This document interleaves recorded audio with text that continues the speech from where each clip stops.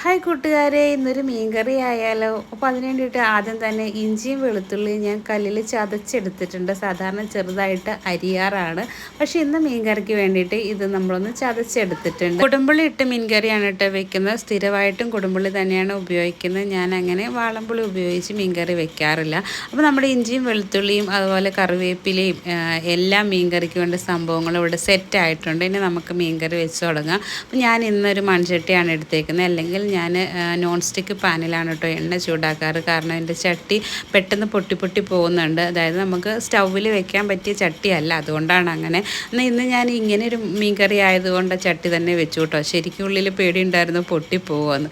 എന്താണെങ്കിലും അങ്ങനെയൊന്നും സംഭവിച്ചില്ല. അപ്പോൾ നമ്മൾ എണ്ണ ഒഴിച്ച് കൊടുത്തു, കടുകും ഉലുവയും ചേർത്ത് കൊടുത്തു. പിന്നെ നമ്മൾ ഇടിച്ചു വെച്ചിരുന്ന ഇഞ്ചിയും വെളുത്തുള്ളിയും കറിവേപ്പിലയും ചേർത്തതിന് ശേഷം നമ്മുടെ പൊടികൾ ചേർക്കുകയാണ്. പൊടിയായിട്ട് ആകെ ചേർക്കുന്നത് മഞ്ഞൾപ്പൊടിയും മുളക് പൊടിയാണ്. കാശ്മീരി മുളക് പൊടി ആയതുകൊണ്ട് കുറച്ച് അധികം ചേർത്തിട്ടുണ്ട്. എരിവ് കുറവായിരിക്കുമല്ലോ, അതുപോലെ കുറച്ച് തിക്നെസ്സും കിട്ടുകയും ചെയ്യും. വേറെ പൊടികളൊന്നും ആഡ് ചെയ്തിട്ടില്ല. ഇനി ഇതിലേക്ക് നമ്മൾ ചൂടുള്ള വെള്ളം കുറേശ്ശെ ഒഴിച്ചിട്ട് ഇങ്ങനെ എണ്ണയൊന്ന് തെളിയിച്ചെടുക്കും ആ ഒരു മീൻ കറിയുടെ കൂട്ടിൽ. പിന്നെ നമ്മൾ ചൂടുവെള്ളം ആവശ്യത്തിന് ഒഴിച്ച് ചാറിന് എത്രത്തോളമാണോ വേണ്ടത് അതിനുള്ള വെള്ളം ഒഴിച്ച് കൊടുത്തിട്ട് നമ്മൾ ആദ്യം സോക്ക് ചെയ്ത് വെച്ചിരുന്ന നമ്മുടെ കുടംപുളി ഉണ്ടല്ലോ അതുകൂടെ ചേർത്ത് ഉപ്പ് ആവശ്യത്തിന് ഇട്ട് കൊടുത്ത് ഉപ്പ് പാകം ഉണ്ടോ എന്ന് ഈ സമയത്ത് നോക്കിയതിന് ശേഷം മൂടി വെച്ച് ഇതൊന്ന് തിളപ്പിക്കുന്നു. അതിനുശേഷം നമ്മളിതിലേക്ക് മീൻ ഇട്ട് കൊടുക്കുകയാണ് ചെയ്യുന്നത്.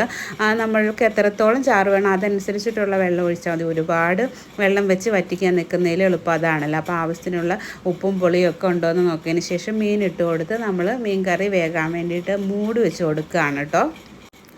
അങ്ങനെ ഇതാ ഇപ്പം നമ്മുടെ മീൻ കറിയൊക്കെ സെറ്റായിട്ട് വരുന്നുണ്ട്. അപ്പോൾ ഏകദേശം നന്നായിട്ട് കുറുകി വന്നിട്ടുണ്ട്. ചാറൊക്കെ കുറുകി വന്ന സമയത്ത് കുറച്ച് കറിവേപ്പിലയും പിന്നെ ഒരു അര സ്പൂണോളം ഉലുവ പൊടിയും കൂടെ ചേർക്കുന്നുണ്ട്. ആദ്യം ഉലുവ പൊട്ടിച്ചതാണെങ്കിലും കുറച്ച് ഉലുവ പൊടിയും കൂടെ ചേർത്തിട്ടുണ്ട്. അപ്പോൾ ഇതാ നമ്മുടെ മീൻ കറി ഇവിടെ നല്ല സെറ്റായിട്ട് വന്നിട്ടുണ്ട്. വേറെ ഒന്നും ചേർത്തിട്ടില്ലെങ്കിൽ നല്ല അടിപൊളി ടേസ്റ്റിലുള്ള ഒരു മീൻ കറിയാണ് കേട്ടോ ഇത്.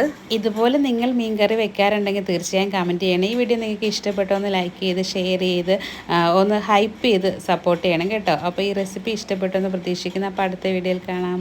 ബൈ.